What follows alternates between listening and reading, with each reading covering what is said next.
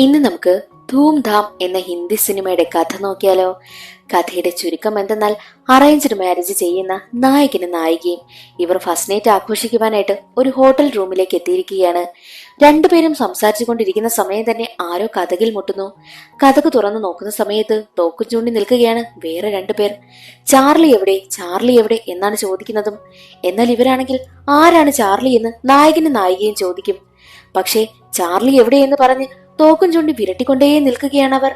ഈ ചാർലി ആരാണെന്ന് നായകനും നായികയ്ക്കും അറിയത്തേയില്ല. അവരെ രണ്ടുപേരെയും അടിച്ചിട്ടിട്ട് നായകനും നായികയും അവിടെ നിന്ന് രക്ഷപ്പെട്ടു പോകുന്നു. അവിടെ നിന്ന് രക്ഷപ്പെട്ടു പോയ നായകനും നായികയ്ക്കും എന്ത് സംഭവിച്ചു? ആരാണ് ഈ ചാർലി? ചാർലിയുമായിട്ട് അവർക്ക് എന്താണ് ബന്ധം എന്നൊക്കെയാണ് സിനിമയുടെ കഥ മുഴുവൻ. എങ്കിൽ നമുക്ക് വേഗം വീഡിയോയിലേക്ക് കടക്കാം. അതിനു മുൻപായിട്ട് വീഡിയോ കാണുന്ന കൂട്ടുകാർ ഒന്ന് ലൈക്ക് ചെയ്തിട്ട് കാണാൻ മറക്കരുതേ. സിനിമയുടെ തുടക്കത്തിൽ കാണിക്കുന്നത് കാശുമായിട്ട് ഒരു കാറിൽ കുറച്ചുപേർ പോകുന്നതാണ്. എന്നാൽ അത് മുൻകൂട്ടി എങ്ങനെയോ മനസ്സിലാക്കി മുഖംമൂടിയിട്ട ഒരു ടീമാണെങ്കിൽ മറ്റൊരു കാറിൽ വന്ന് അവരെ തടഞ്ഞു നിർത്തി തോക്കൊക്കെ ചൂണ്ടി വിരട്ടി അവരുടെ കാശ് തട്ടിയെടുക്കുവാനായി ശ്രമിക്കും. ആ ഒരു ഫൈറ്റിനിടയിലാണെങ്കിൽ മറ്റേ കാറിൽ വന്ന പണവുമായി വന്ന ആ ഒരു ടീമുണ്ടല്ലോ, അതിലൊരാൾക്ക് വെടിയേൽക്കുകയും ഒക്കെ ചെയ്യുന്നു. എന്നാൽ മുഖംമൂടിയിട്ടവർ കാശും തട്ടിയെടുത്ത് അവിടെ നിന്ന് പോകും. ആ ഒരു പ്രശ്നങ്ങളൊക്കെ കഴിഞ്ഞ് 2 ആഴ്ചകൾക്ക് ശേഷമാണ് കാണിക്കുന്നത് നായികയായ കോയലിന്റെയും നായകനായ വീറിന്റെയും പെണ്ണ് കാണൽ ചടങ്ങ് നടക്കുകയാണ്. ഇവർ രണ്ടുപേരും അറേഞ്ച്ഡ് മാരേജ് ചെയ്യാൻ പോവുകയാണ്.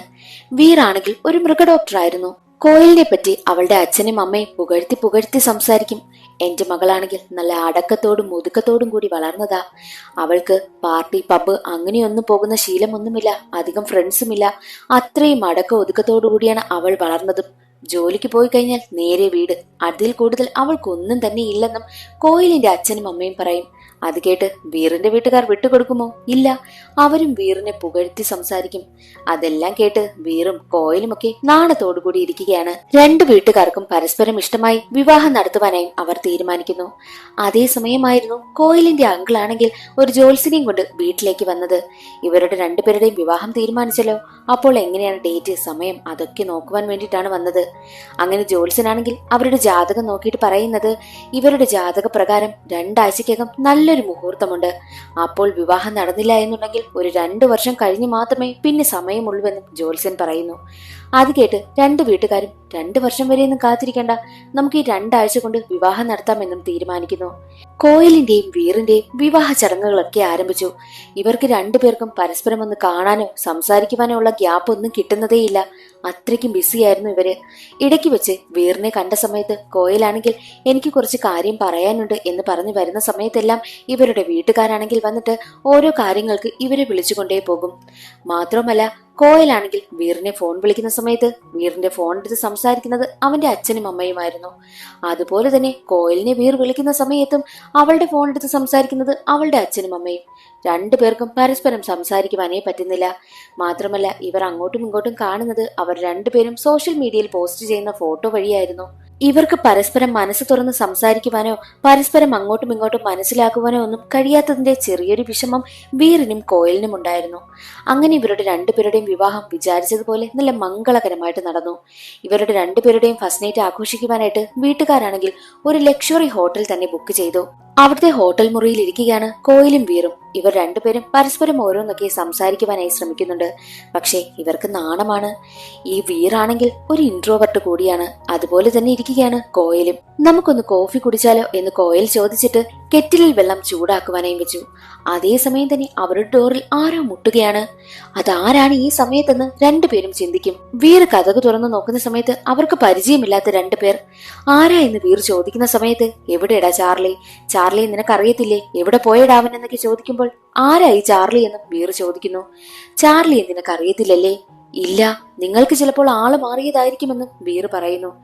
ആളൊന്നും മാറിയില്ല, നിനക്ക് ചാർലി അറിയത്തില്ലടാ, എവിടെയടാ ചാർലി എന്ന് ചോദിച്ച് തോക്കെടുത്ത് അവരെ വിരട്ടും. ഇത് കോയിൽ കണ്ടുകൊണ്ടുവരുന്നു. കോയിലാണെങ്കിൽ, നിങ്ങൾ ആരാ, എന്തിനെങ്ങനെയൊക്കെ ചെയ്യുന്നത്, നിങ്ങൾക്ക് ആള് മാറിയതാ എന്നൊക്കെ പറയുമ്പോഴും തോക്ക് ചൂണ്ടി 2 പേരെയും വിരട്ടിക്കൊണ്ട് നിൽക്കുകയാണ് ആ വന്നവർ 2 പേരും. എന്നാൽ ദേഷ്യമെന്ന കോയിലാണെങ്കിൽ അവൾ കെറ്റിലിൽ വെള്ളം തിളപ്പിക്കുവാനായി വെച്ചിരുന്നല്ലോ, ആ വെള്ളം എടുത്ത് അവരുടെ മുഖത്തേക്ക് ഒഴിച്ചിട്ട് അവരുടെ കയ്യിൽ നിന്നും തോക്കും തട്ടിയെടുക്കുന്നു. എന്നിട്ട് 2 പേരെയും വിരട്ടി അവരെ 2 പേരെയും പുറത്താക്കി വാതിലടയ്ക്കുകയാണ്. എന്നാൽ പുറത്തിറങ്ങിയ 2 പേരും വെറുതെ വിടുമോ? ഇല്ല, വാതിലാണെങ്കിൽ ചവിട്ടി പൊളിക്കുവാനായും ശ്രമിച്ചുകൊണ്ടേയിരിക്കും. അപ്പോഴും കോയിൽ ചോദിക്കുന്നുണ്ട്, ആരായി വന്നവരൊക്കെ? വീർ പറയുന്നുണ്ട്, എനിക്കറിയത്തില്ല, എങ്ങനെയെങ്കിലും അവിടെ നിന്ന് രക്ഷപ്പെടണമെന്നും കോയിലും വീറും ചിന്തിക്കും. കോയിലാണെങ്കിൽ അവിടെ നിന്ന് രക്ഷപ്പെടുവാനായിട്ട് അവൾ ബാൽക്കണി വഴി ഒരു തുണി കെട്ടിയിട്ട് താഴേക്ക് ചാടുവാനായും ശ്രമിക്കുന്നു. പക്ഷേ ഇൻട്രോവർട്ടായ വീറിന് അതൊക്കെ വലിയ പേടിയായിരുന്നല്ലോ. അത്രയും നേരം വീർ കരുതിയതും ഈ കോയിലും ഒരു ഇൻട്രോവർട്ടാണെന്നാണ്. പക്ഷെ അല്ല, അവൾ നല്ല മിടുക്കിയ. അവൾ അവിടെ നിന്ന് രക്ഷപ്പെടുവാനായിട്ടൊക്കെ ശ്രമിക്കും. ബാൽക്കണി വഴി ഒരു തുണി കെട്ടിയിട്ട് അവരിറങ്ങിയത് അടുത്ത ഫ്ളാറ്റിലേക്കായിരുന്നു. അവിടുത്തെ ആളാണെങ്കിൽ കുളിച്ചുകൊണ്ട് നിൽക്കുന്ന സമയം അയാൾ അറിയാതെ അയാളുടെ ജാക്കറ്റും ഷൂവും ഒക്കെ എടുത്തിട്ട് കോയിലും പുറത്തേക്ക് ഇറങ്ങും. എന്നിട്ട് അവർ നേരെ പോയത് പാർക്കിങ്ങിലേക്കായിരുന്നു. പാർക്കിങ്ങിൽ ചെന്ന് അവരുടെ കാർ എടുക്കുന്ന സമയത്തും ഈ വീറിനാണെങ്കിൽ കുറച്ച് റൂൾസ് ഒക്കെ ഉണ്ട്. അവനൊരു ഇൻട്രോവർട്ടല്ലേ, അതുകൊണ്ട് സീറ്റ് ബെൽറ്റ് ധരിക്കണം, കണ്ണാടി എങ്ങനെ വെക്കണം എന്നൊക്കെ അവൻ അവിടെ സംസാരിച്ചു കൊണ്ടേയിരിക്കുന്നു. അത് കേൾക്കുന്ന കോയിലിനാണെങ്കിൽ വല്ലാത്ത ദേഷ്യം വരും. കാരണം ജീവൻ പോകാൻ നിൽക്കുന്ന സമയത്ത് അവന് സീറ്റ് ബെൽറ്റ് ഇടണം, കണ്ണാടി നേരെ വെക്കണം പോലും. അതൊക്കെ പറഞ്ഞ് ദേഷ്യപ്പെടുകയാണ് കോയില്. അതേസമയം തന്നെ ആ രണ്ടുപേരും അവരെ ഫോളോ ചെയ്ത് പാർക്കിങ്ങിലേക്കും എത്തിയിരുന്നു. അവർ പോകുവാനായി ശ്രമിക്കുന്നത് കണ്ട് കാറിനെ തടഞ്ഞു നിർത്തുവാനൊക്കെ ശ്രമിക്കും. കോയിൽ പറഞ്ഞതനുസരിച്ച് വീറാണെങ്കിൽ കാറ് പുറകിലേക്ക് എടുക്കുന്നതിനാൽ അവർ രണ്ടുപേരും അവിടെ തെന്നി വീഴും. എങ്ങനെയൊക്കെയോ കാറും എടുത്ത് അവർ രണ്ടുപേരും രക്ഷപ്പെട്ടു പോവുകയാണ്. ആ രണ്ടുപേരും ഇവരെ ഫോളോ ചെയ്യുകയാണ്. എന്നാൽ ഈ വീറാണെങ്കിൽ കാറിന്റെ സ്പീഡ് കൂട്ടുവാനായിട്ടും തയ്യാറായില്ല. 60-ൽ കൂടുതൽ അവൻ പോകുന്നതേയില്ല. അതെല്ലാം കണ്ട് കോയിലിന് വല്ലാതെ ദേഷ്യം വരും. മാത്രമല്ല റെഡ് സിഗ്നൽ കാണുന്ന സ്ഥലത്തെല്ലാം വണ്ടി നിർത്തുകയും ചെയ്യുന്നുണ്ട്. അത് കാണുന്ന കോയിലാണെങ്കിൽ ഇങ്ങനെ പോയാൽ ഉറപ്പായും അവർ നമ്മളെ പിടികൂടും, ഇങ്ങോട്ട് മാറി എന്ന് പറഞ്ഞിട്ട് അവന്റെ മടിയിൽ കയറി ഇരുന്നു കൊണ്ട് ആ വണ്ടി ഓടിക്കുകയാണ് കോയിൽ. എന്നാൽ കോയിൽ ഓടിക്കുന്നത് കണ്ട് വീർ തന്നെ ഞെട്ടിപ്പോകുന്നു. അത്രയും സ്പീഡിനായിരുന്നു അവൾ ആ വണ്ടി ഓടിച്ചതും. മാത്രമല്ല വണ്ടി റിവേഴ്സിലാണ് പോകുന്നതും. കാർ റിവേഴ്സിൽ വരുന്നത് കണ്ട് ഫോളോ ചെയ്യുന്നവർ വരെ പേടിച്ചു പോയി. അത്രയ്ക്കും സ്പീഡിലായിരുന്നു അവൾ ആ വണ്ടി ഓടിച്ചതും, അതും അത്ര പെർഫെക്റ്റ് ആയിട്ട്. അത് കാണുന്ന വീർ ചോദിക്കും, നിനക്കെങ്ങനെ വണ്ടി ഓടിക്കാനൊക്കെ അറിയാം? അപ്പോൾ കോയിൽ പറയുന്നത്, അതോ അതെനിക്ക് നന്നായിട്ട് അറിയാം. ഞാൻ രാത്രി അച്ഛനും അമ്മയും അറിയാതെ റേസിങ്ങിനൊക്കെ പോകും, അങ്ങനെ എനിക്കറിയാമെന്ന് പറയുന്നു. അത് കേട്ട് വീർ ചോദിക്കുന്നത്, അല്ല നിന്റെ അച്ഛനും അമ്മയും പറഞ്ഞത് കറക്റ്റ് 7:30 മണിക്ക് തന്നെ എന്റെ മകൾ വീട്ടിൽ കയറുമെന്നല്ലേ? അപ്പോൾ കോയിൽ പറയുന്നുണ്ട്, അതെ, ഞാൻ 7:30 തന്നെ വീട്ടിൽ കയറും. എന്നിട്ട് അഥവാ താമസിച്ചാൽ ഞാൻ അവരോട് കള്ളം പറയും. പിന്നെ അവരറിയാതെ ഞാൻ വീടിന്റെ മതിലൊക്കെ ചാടി ഞാൻ പുറത്തു പോയി റേസിംഗ് ഒക്കെ ചെയ്യുമെന്നും കോയിൽ പറയുന്നു. അത് കേട്ട് വീർ ഞെട്ടിപ്പോകും. കാരണം വീട്ടുകാർ പറഞ്ഞത് അത്രയ്ക്കും പാവമാണ് നമ്മുടെ മകളെന്നൊക്കെയല്ലേ. പക്ഷെ അതല്ല എന്നുള്ള കാര്യം വീറിനിപ്പോൾ മനസ്സിലായി. അതേസമയം തന്നെയായിരുന്നു ഇവർക്കൊരു കോൾ വന്നതും. പ്രസാദ് എന്നൊരാളാണ് വിളിച്ചത്. കോൾ എടുക്കുന്ന സമയത്ത് ചോദിക്കുന്നുണ്ട്, എവിടെയാടാ ചാർലി? അപ്പോൾ അത് കേട്ട് വീർ പറയുന്നു, ചാർലിയോ? എനിക്കറിയത്തില്ല, നിങ്ങൾ എന്തിനായി ചാർലിയുടെ പേര് എന്നോട് ചോദിക്കുന്നത് എന്നൊക്കെ അവൻ ദേഷ്യപ്പെടും. അതേസമയം പ്രസാദ് പറയുന്നുണ്ട്, ചാർലി എവിടെയാണെന്ന് പറഞ്ഞില്ല എന്നുണ്ടെങ്കിൽ ഉറപ്പായിട്ടും നിന്റെ വീട്ടുകാരെ ഞാൻ കൊന്നു കളയുമെന്ന്. എന്തെന്നാൽ ഇവരുടെ 2 വീട്ടുകാരുമുള്ള ആ ഒരു ഗസ്റ്റ് ഹൗസിൽ ഈ പ്രസാദ് കടന്നു കൂടിയിട്ടുണ്ട്. വീറിന്റെ കൂട്ടുകാരനാണെന്ന് കള്ളം പറഞ്ഞിട്ടാണ് കടന്നു കൂടിയതും. ചാർലി എവിടെയുണ്ടെന്ന് പറഞ്ഞില്ല എന്നുണ്ടെങ്കിൽ നിങ്ങളുടെ 2 വീട്ടുകാരെ ഞാൻ കൊന്നുകളയും. അഥവാ പോലീസിൽ അറിയിക്കാനായിട്ട് വല്ല പ്ലാനും ഉണ്ടെന്നുണ്ടെങ്കിൽ പിന്നീട് ഒരിക്കലും വീട്ടുകാരെ നിങ്ങൾ കാണില്ല എന്നും പ്രസാദ് പറയുന്നു. ദേഷ്യം വന്ന കോയിലാണെങ്കിൽ ഫോൺ പിടിച്ചു വാങ്ങിയിട്ട് പ്രസാദിന് ഒരുപാട് ചീത്ത വിളിക്കും. കോയിലിന്റെ വായിൽ നിന്ന് വീഴുന്ന ചീത്തകളൊക്കെ കേട്ട് വീർ ഞെട്ടിയിരിക്കുകയാണ്. എന്റെ ഭഗവതിയെ, ഇവൾ ഇങ്ങനത്തവളായിരുന്നു എന്നുള്ള രീതിയിൽ ഇരിക്കുകയാണ് വീർ. കാരണം വീട്ടുകാർ അത്രയ്ക്ക് നന്നായി റിവ്യൂ പറഞ്ഞൊരു പെൺകുട്ടിയുടെ വായിൽ നിന്നാണല്ലോ ഇത്രയും വലിയ ചീത്തകൾ വീഴുന്നതെന്ന് കേട്ട് ഞെട്ടിയിരിക്കുകയാണ് വീർ. അതേസമയം അവരെ ഫോളോ ചെയ്ത് 2 പേരും ഉണ്ടായിരുന്നല്ലോ. ഇവർ വിചാരിക്കും പോലീസ് സ്റ്റേഷനിൽ പോയി കംപ്ലൈന്റ് കൊടുക്കാമെന്ന് പറഞ്ഞ് കാറുമായിട്ട് മുന്നോട്ട് വരുന്ന സമയത്ത് അവർ 2 പേരും ഇവരുടെ കാറ് തടഞ്ഞു നിർത്തിയിട്ട് 2 പേരെയും അവിടെ വെച്ച് ഉപദ്രവിച്ച് കാറിന്റെ ഡിക്കിയിലിട്ട് കൊണ്ടുപോവുകയാണ് ചെയ്യുന്നത്. കാറിന്റെ ഡിക്കിയിലിരുന്ന് എന്ത് ചെയ്യുമെന്നറിയാതെ വെപ്രാളപ്പെടുകയാണ് കോയിലും വീറും. കാറ് കുറെ ദൂരം മുന്നോട്ട് പോയ സമയത്ത് 2 പേരും കാർ അവിടെ നിർത്തി. എന്നിട്ട് പുറത്തേക്കൊന്ന് പോയിട്ട് വരാമെന്ന് ചിന്തിച്ച് അവർ നോ പാർക്കിങ്ങിൽ കാറും ഇട്ടിട്ടാണ് പുറത്തേക്ക് പോയതും. എന്നാൽ അവർ തിരിച്ചു വരുന്ന സമയത്ത് കാർ അവിടെയില്ല. പോലീസ് വണ്ടി കൊണ്ടുപോയിരുന്നു. എന്നാൽ ഇപ്പോൾ ഡിക്കിയിലാണെങ്കിൽ കോയിലും വീറും ഉണ്ടല്ലോ. അതേസമയം കാറിലായിരുന്ന വീറിനും കോയിലിനും ഒരു കോള് വരികയാണ്. ഒരു CID ഓഫീസറാണ് വിളിച്ചത്. ഫോൺ എടുക്കുന്ന വീറിനോട്, നിങ്ങൾക്ക് ചാർലി അറിയത്തില്ലേ? ചാർലി എവിടെയാണ് എന്ന് ചോദിക്കുമ്പോൾ അത് കേട്ട് ദേഷ്യം വന്ന വീറാണെങ്കിൽ, ആരായി ചാർലി? കുറെ നേരമായല്ലോ ഓരോരുത്തർ എന്നോട് ചാർലിയെ പറ്റി തിരക്കുന്നു. ഇത് കാരണം എന്റെ വീട്ടുകാർക്ക് വരെ പ്രശ്നമാകാറായി എന്നും അവൻ ദേഷ്യപ്പെട്ട് പറയുന്നു. അത് കേട്ട് ആ ഒരു CID ഉദ്യോഗസ്ഥൻ പറയുന്നത്, നിങ്ങൾക്ക് കുശ്വന്തിനെ അറിയാമോ എന്ന് ചോദിക്കുമ്പോൾ അത് കേട്ട കോയലാണെങ്കിൽ, അറിയാം, എന്റെ അങ്കിളാണെന്ന് പറയുന്നു.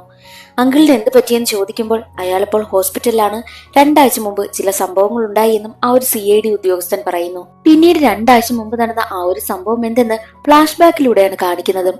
ഒരിക്കൽ പോലീസ് സ്റ്റേഷനിലേക്ക് ഒരാൾ വിളിച്ചിട്ട് കുറച്ച് കാര്യങ്ങൾ പറയുകയാണ്. ദേ ഇവിടെ ക്രിക്കറ്റ് ബെറ്റിംഗ് നടത്തി 10 കോടി രൂപ കൊണ്ടുപോകുന്നുണ്ട്. ആ കാര്യം പോലീസുകാരോട് പറയുന്നു. എന്നാൽ ആ ഒരു പോലീസുകാരെല്ലാം കള്ളന്മാരായിരുന്നു. 10 കോടി രൂപ കൊണ്ടുപോകുന്ന സമയം തന്നെ അടിച്ചെടുക്കുക എന്നതായിരുന്നു അവരുടെ പ്ലാൻ. അങ്ങനെ മുഖംമൂടിയൊക്കെ ധരിച്ച് ആരാണെന്ന് തിരിച്ചറിയാൻ പറ്റാത്ത വിധമാണ് ആ ഒരു കാറിനെ തടഞ്ഞു നിർത്തി കാശെല്ലാം അടിച്ചുകൊണ്ടു പോകുന്നത്. ഇതാണ് സിനിമയുടെ തുടക്കത്തിൽ കാണിക്കുന്നതും. എന്നാൽ അടുത്തുണ്ടായിരുന്ന റെസ്റ്റോറന്റിലെ CC ക്യാമറയിൽ ആ ഒരു കാര്യങ്ങളെല്ലാം പതിഞ്ഞിരുന്നു. അത് അവിടുത്തെ ഓണറായിട്ടുള്ള ഈ കുഷ്വന്ത് കണ്ടിരുന്നു. കുഷ്വന്ത് അതെല്ലാം ഒരു പെൻഡ്രൈവിലേക്ക് മാറ്റി. ചാർലി ചാപ്ലിന്റെ മുഖമുള്ള ഒരു പെൻഡ്രൈവ് ആയിരുന്നു അത്. അതുമായി നേരെ ആ ഒരു പോലീസ് സ്റ്റേഷനിലേക്ക് തന്നെ എത്തി അവിടുത്തെ പ്രസാദ് എന്ന പോലീസുകാരന് കംപ്ലൈന്റ് കൊടുക്കുകയാണ്. ഈ പ്രസാദും എല്ലാവരും ചേർന്നാണ് അന്ന് കാശടിച്ചെടുത്തത്. പക്ഷെ ഇതൊന്നും കുഷ്വന്തിന് അറിയത്തില്ലല്ലോ. കള്ളന്റെ കയ്യിൽ താക്കോൽ ഏൽപ്പിക്കും പോലത്തെ അവസ്ഥയായി. കുഷ്വന്ത് നടന്ന കാര്യങ്ങളെല്ലാം അവിടെയുണ്ടായിരുന്ന പ്രസാദ് എന്ന പോലീസ് ഓഫീസറിനോട് തുറന്നു പറഞ്ഞു. കുഷ്വന്തിനെ അവിടെ ഇരുത്തിയിട്ട് പ്രസാദ് ആണെങ്കിൽ അകത്തുള്ള ഉയർന്ന ഉദ്യോഗസ്ഥരോട് സംസാരിക്കുവാനായി പോയി. ഇവരെല്ലാവരും ചേർന്നാണല്ലോ ആ മോഷണം നടത്തിയിരിക്കുന്നത്. എന്നാൽ ഇതെല്ലാം കുഷ്വന്ത് കേൾക്കുന്നുണ്ട്. ഇനി ഇവിടെ നിന്നാൽ തന്റെ ജീവൻ വരെ ആപത്താണെന്ന് കുഷ്വന്തിന് മനസ്സിലായി. അവിടെ നിന്ന് അയാൾ രക്ഷപ്പെട്ട് ഓടിപ്പോകും. ഓടി അവസാനം ചെന്ന് കയറിയത് ഒരു മാളിനുള്ളിലേക്കായിരുന്നു. എന്നാൽ അതേ മാളിൽ തന്നെയായിരുന്നു വീർ ഉണ്ടായിരുന്നതും. വീർ കല്യാണത്തിന് മുൻപ് കുറച്ച് ഗിഫ്റ്റൊക്കെ വാങ്ങിക്കൊണ്ട് വരുന്ന വഴിയായിരുന്നു കുഷ്വന്തിനെ കണ്ടുമുട്ടുന്നതും. കുഷ്വന്ത് ആണെങ്കിൽ തന്റെ കയ്യിലുണ്ടായിരുന്ന ആ ഒരു പെൻഡ്രൈവ് ഉണ്ടല്ലോ, അത് വീറിന്റെ കൈവശം ഉണ്ടായിരുന്ന ആ ഒരു ഗിഫ്റ്റ് ബോക്സുകളിലേക്ക് ഇട്ടു. എന്നിട്ട് അവിടെ നിന്നും ഓടിപ്പോകുന്ന ഈ ഒരു കുഷ്വന്തിനെ പോലീസുകാരെല്ലാവരും ചേർന്ന് പിടികൂടി. കുഷ്വന്തിനെ പിടികൂടിയ ആ ഒരു പോലീസുകാരാണെങ്കിലോ പെൻഡ്രൈവ് എവിടെയെന്ന് ചോദിച്ച് അയാളെ ഒരുപാട് ഉപദ്രവിച്ചു. അവസാനം മരിച്ചുവെന്ന് കരുതി വഴിയിൽ ഉപേക്ഷിച്ചു പോയ കുഷ്വന്തിനെ നാട്ടുകാരെല്ലാം ചേർന്നാണ് ഹോസ്പിറ്റലിലേക്കും എത്തിച്ചത്. ഹോസ്പിറ്റലിൽ വെച്ചാണ് കുഷ്വന്ത് ആ ഒരു CID ഉദ്യോഗസ്ഥനെ വിളിച്ച് നടന്ന കാര്യങ്ങളെല്ലാം തുറന്നു പറഞ്ഞതും. അങ്ങനെ നടന്ന കാര്യങ്ങളെല്ലാം ആ ഒരു ഉദ്യോഗസ്ഥൻ കോയലിനോടും വീറിനോടും പറഞ്ഞു. നിങ്ങളുടെ കൈവശമുള്ള ആ ഒരു ഗിഫ്റ്റ് ബോക്സിനുള്ളിലാണ് അയാൾ പെൻഡ്രൈവ് ഇട്ടത്. അതെവിടെയെന്ന് ചോദിക്കുമ്പോൾ വീർ പറയുന്നത്, ഞാൻ അന്നേ ആ ഒരു ഗിഫ്റ്റ് ബോക്സ് കോയലിന് നൽകി. പിന്നീട് അത് എവിടെ പോയെന്ന് എനിക്കറിയില്ല എന്ന് വീർ പറയുമ്പോൾ കോയൽ പറയുന്നത് അതിൽ മുഴുവൻ 4 ഗിഫ്റ്റ് ബോക്സുകൾ ഉണ്ടായിരുന്നു. അത് 4 ഞാനെന്റെ 4 കൂട്ടുകാർക്കായി കൊടുത്തു. അതിലേതിലെങ്കിലും ഒന്നിലായിരിക്കുമോ എന്ന് കോയൽ ചോദിക്കുന്നു. അവരെ ഫോളോ ചെയ്ത ആ 2 പേരുടെയും കാറ് ക്രെയിനിൽ കെട്ടിവലിച്ചാണ് പോലീസ് സ്റ്റേഷനിൽ കൊണ്ടുവന്നിടുന്നതും. അങ്ങനെ ഒരുവിധം അതിന്റെ ഡിക്കിയിൽ നിന്നും 2 പേരും പുറത്തേക്ക് കടന്നു. അവരുടെ 2 കൈകളും ബന്ധിക്കപ്പെട്ട അവസ്ഥയിലായിരുന്നു ചങ്ങല കൊണ്ട്. അത് അഴിക്കുവാനായിട്ടും അവർക്ക് പറ്റുന്നില്ല. എന്നാൽ അവർ 2 പേരും എങ്ങനെയെങ്കിലും ആ ഒരു പെൻഡ്രൈവ് കണ്ടെത്തണമെന്നും തീരുമാനിക്കും. അപ്പോൾ കോയിൽ ചിന്തിക്കുന്നത് 4 ഗിഫ്റ്റ് ബോക്സും ആർക്കൊക്കെ കൊടുത്തുവെന്നാണ്. അതിൽ ആദ്യത്തേത് കൊടുത്തത് അവളുടെ ഏറ്റവും അടുത്ത കൂട്ടുകാരിയെ കനികയ്ക്കായിരുന്നു.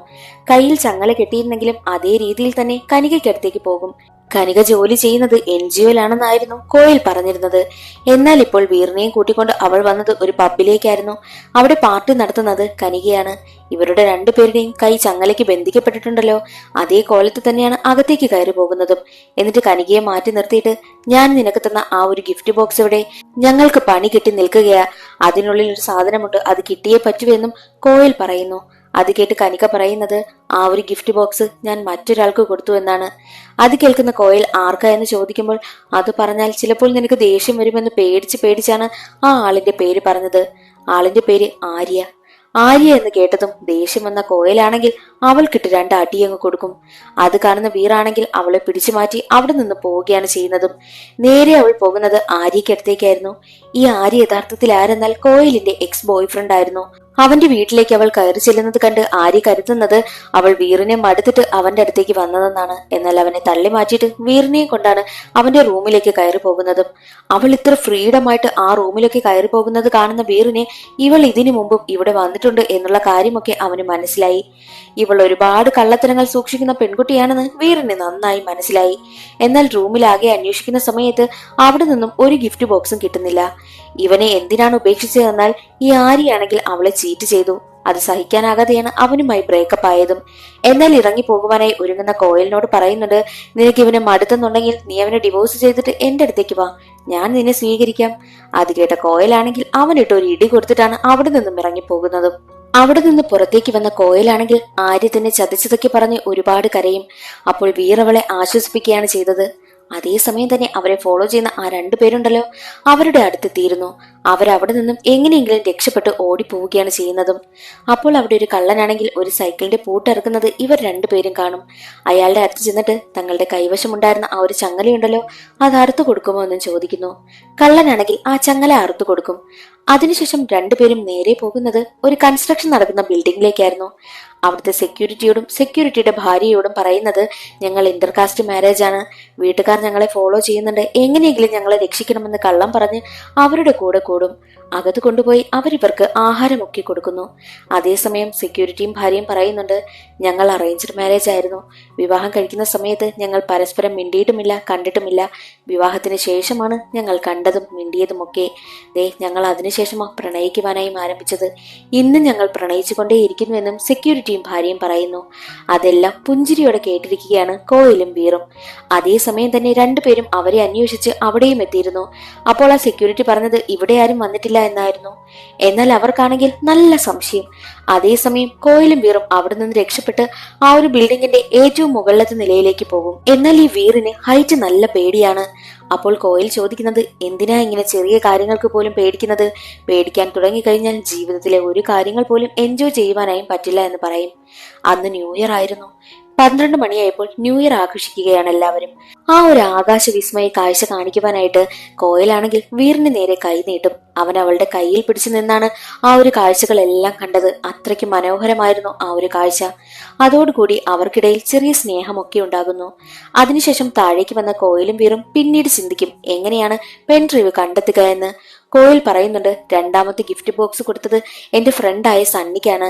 സണ്ണിയെ കണ്ടെത്തി കഴിഞ്ഞാൽ അവന്റെ കയ്യിൽ വല്ലതും ഉണ്ടോ എന്നും നമുക്ക് തിരക്കാം. ഈ സണ്ണി യഥാർത്ഥത്തിൽ ഗേൾസിന്റെയൊക്കെ ബാച്ചിലർ പാർട്ടിയിൽ ഡാൻസ് കളിക്കുന്ന ആളാണ്. അങ്ങനെ അവർ രണ്ടുപേരും സണ്ണിക്കടുത്തേക്ക് എത്തി. സണ്ണിയാണെങ്കിൽ ഗേൾസിന്റെ ഒരു ബാച്ചിലർ പാർട്ടിയിൽ ഡാൻസ് കളിക്കുവാനായിട്ട് റെഡിയാവുകയാണ്.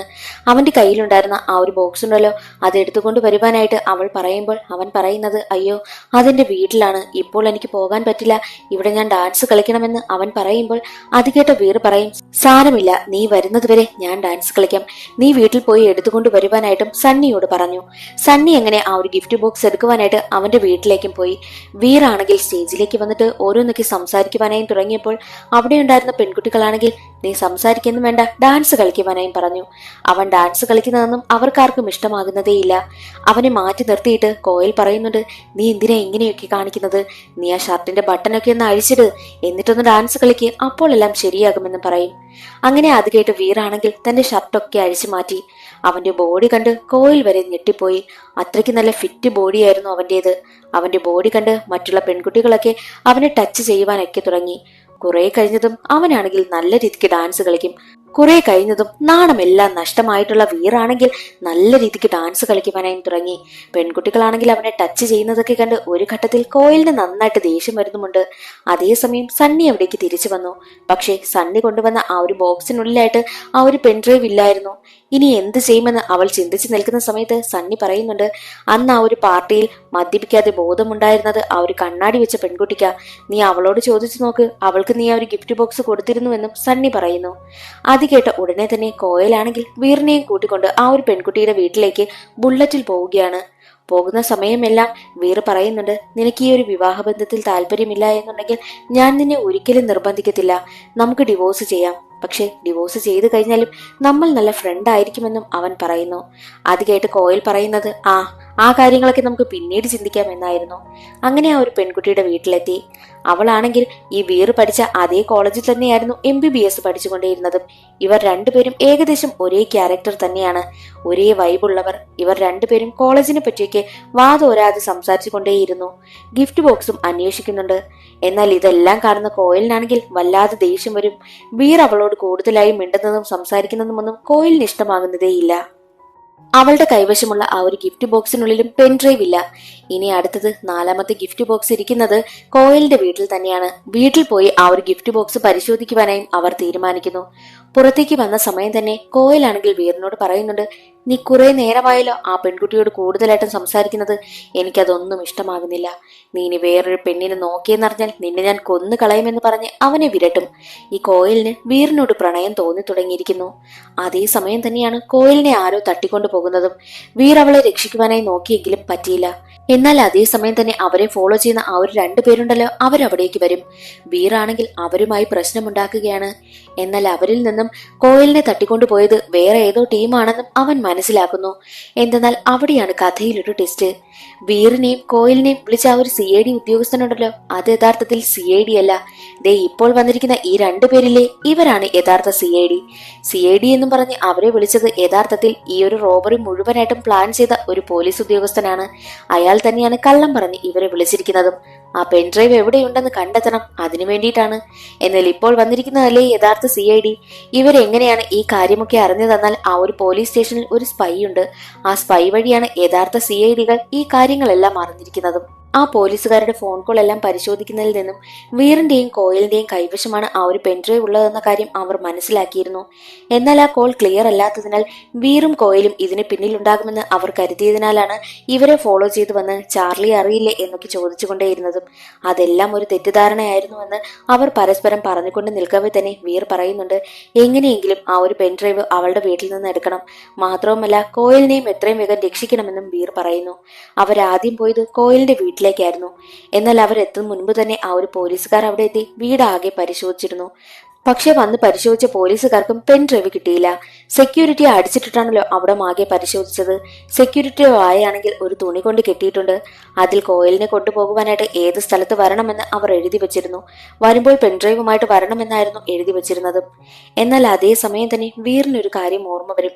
അവിടെ ആകെ പരിശോധിച്ചിട്ടൊന്നും മറ്റേ പോലീസുകാർക്കും പെൻഡ്രൈവ് കിട്ടിയില്ല, ഇവർക്കും കിട്ടിയില്ല. പിന്നെ എവിടെയായിരിക്കുമെന്ന് അവൻ ചിന്തിക്കുന്ന സമയത്താണ് കോയിലിനെ അവളുടെ വീട്ടിൽ നിന്നും ആ ഒരു ഫസ്റ്റ് നൈറ്റ് ദിവസമുണ്ടല്ലോ വീട്ടുകാർ വിളിച്ചിട്ട് അവളുടെ വളർത്തുനായയുടെ വയറ്റിൽ നിന്നും പോകുന്നില്ല, വയറിന് എന്തോ പ്രശ്നമാണെന്ന് പറഞ്ഞത് അവൻ ഓർക്കുന്നതും. മാത്രവുമല്ല അന്നവൻ ഗിഫ്റ്റ് ബോക്സുമായി വന്ന സമയത്താണെങ്കിൽ കോയിലിന് കൊടുക്കുവാനായിട്ട് ഒരു ബൊക്കയും കൊണ്ടുവന്നിരുന്നു. വീറ് കൊടുത്ത ആ ഒരു പൂവ് വളർത്തുനായെ കഴിക്കുകയും ചെയ്തു.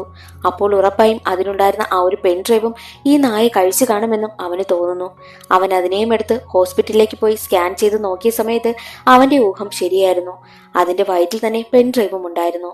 അവൻ അതിന് വയറിളകുവാനുള്ള മരുന്നും കൊടുത്തു. അതേസമയം നേരവും വെളുത്തിരുന്നു. മറ്റൊരു വശത്ത് ആ ഒരു പ്രസാദ് ഉണ്ടല്ലോ, പ്രസാദ് വീറിന്റെയും കോയിലിന്റെയും വീട്ടുകാരെ തടങ്കലിൽ വെച്ചിരിക്കുകയാണല്ലോ. എഴുന്നേറ്റ് കഴിഞ്ഞാൽ നിങ്ങളെ കൊല്ലുമെന്ന് വിരട്ടിക്കൊണ്ടേയിരുന്നു. വീർ CID ഉദ്യോഗസ്ഥരോട് പ്രസാദിന്റെ കൈവശം നിന്നും തന്റെ വീട്ടുകാരെയൊക്കെ രക്ഷിക്കണമെന്നും പറയുന്നു. അതനുസരിച്ച് CID ഉദ്യോഗസ്ഥർ പോവുകയും വീട്ടുകാരെ രക്ഷിക്കുകയും ചെയ്തു. ഈ CID ഉദ്യോഗസ്ഥരാണെങ്കിൽ എല്ലാ കാര്യവും ഓപ്പറേറ്റ് ചെയ്യുന്നത് ഒരു കണ്ടെയ്നറിനുള്ളിൽ നിന്നുകൊണ്ടാണ്. എന്നിട്ട് വീറിനെയും ആ ഒരു നായയും കൂട്ടി കണ്ടെയ്നറിനുള്ളിലേക്ക് അവർ വരും. എന്നിട്ട് വീറിനോട് പറയുന്നത്, എന്തായാലും നായയും കൊണ്ട് നീ അങ്ങോട്ട് പോകണം. ദേ നിന്റെ കൈവശം ഈ ഒരു പെൻ ക്യാം വെച്ചിരിക്കണം. അവിടെയുള്ള കാര്യങ്ങളെല്ലാം ഇതിലൂടെ ഞങ്ങൾക്ക് കാണുവാനായും പറ്റും. കൂടുതലായിട്ടുള്ള തെളിവുകൾ ശേഖരിക്കാൻ വേണ്ടിയിട്ടാണ് ഞങ്ങൾ ഈ ഒരു പെൻ ക്യാം നിന്റെ കയ്യിൽ തരുന്നത്. ഇതും റെക്കോർഡ് ചെയ്ത് വെക്കേണ്ട ആവശ്യമുണ്ട്. ഇതിലൊരു മൈക്കുണ്ട്. നിനക്ക് അവിടെ എന്ത് പ്രശ്നമുണ്ടായാലും ആ മൈക്കിലൂടെ ഞങ്ങളെ അറിയിക്കണം. അപ്പോൾ ഞങ്ങൾ അങ്ങോട്ട് വരുമെന്നും അവർ പറഞ്ഞു. അങ്ങനെ വീറാണെങ്കിൽ കോയിലിന്റെ വളർത്തുനായയും കൂട്ടി അവിടേക്ക് പോകും. എന്നാൽ മറ്റൊരു വശത്ത് കണ്ടെയ്നറിനുള്ളിൽ ഇരിക്കുകയാണല്ലോ CID ഉദ്യോഗസ്ഥർ. അവരിരിക്കുന്ന കണ്ടെയ്നറിന്റെ വാതിലിനടുത്തായിട്ട് മറ്റൊരു കണ്ടെയ്നർ കൊണ്ടുവന്നിരുന്നു. ഇവരാണെങ്കിൽ ഇതൊന്നും അറിയുന്നതേയില്ല. എങ്ങനെയാ അവർക്കിനി തുറക്കാൻ പറ്റുന്നത്? അതൊന്നും അറിയാതെ അതിനുള്ളിൽ തന്നെ ഇരിക്കുകയാണ് ആ ഒരു CID ഉദ്യോഗസ്ഥരും.